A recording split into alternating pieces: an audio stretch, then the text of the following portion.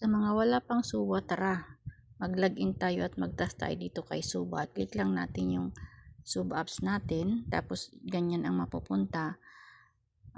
Dito tayo sa mic, tapos dito tayo, upo lang tayo doon sa taas. Ngayon, hayaan lang open ang tawag dito, open mic lang. Saka nyo lang, pag nakaupo na kayo, saka nyo lang makikita yung task nya. Click lang dito yung task nya. Ano ba, hindi ko natanggal yung aking. Tapos yun, 2 hours tayo hanggang 120 minutes. Ito ay old account na po. 3 oras po ang task kapag new account. 7 days lang po yun. Tapos pag ikawalong araw na, 2 oras na lang.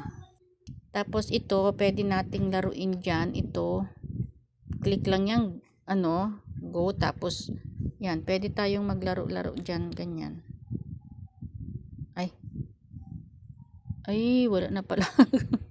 Wala na pala akong coins. Dito, may nabibili namang coins yan. Wala na pala akong coins. Testing ko sana, kaso wala na. Yun lang po, magtatask lang po tayo dito na yan.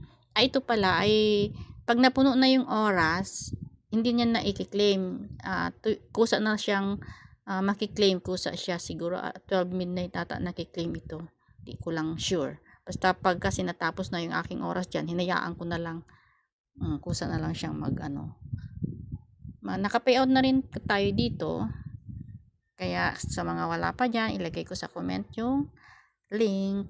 Sige po, salamat sa panonood. Bye bye.